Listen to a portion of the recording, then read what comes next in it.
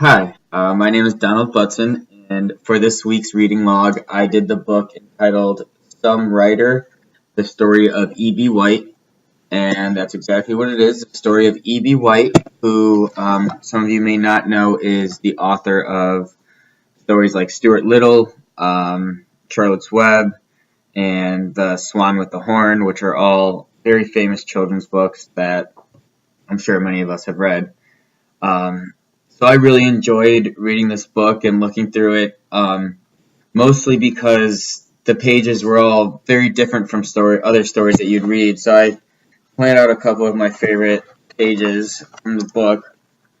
You can just see that there's kind of a lot going on, but there's just a lot of different information on each page. Pick that one because that looks like my dog. Um, And then, yeah, just like different. This is Charlotte's Web, so it's really early illustrations from when she was writing and illustrating Charlotte's Web.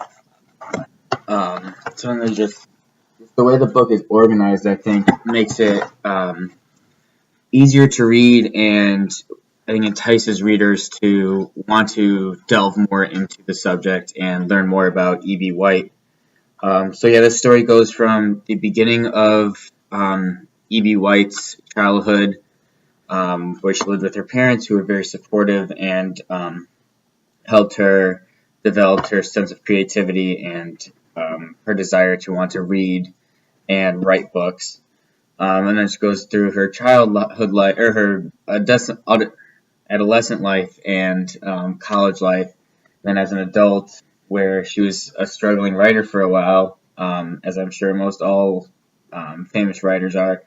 And so it goes through her first few publications and how it didn't work, and then she finally gets a couple breakthroughs and writes some great books and becomes a world famous author. So I would definitely suggest reading this book and teaching it in the classroom. The story that I would have my students do for this book is to go home and write their own autobiography, where they write about themselves. They can attach pictures. They can draw their own pictures. They can attach different objects from their childhood. Just anything that relates to them and kind of teaches the classroom and the teacher about them.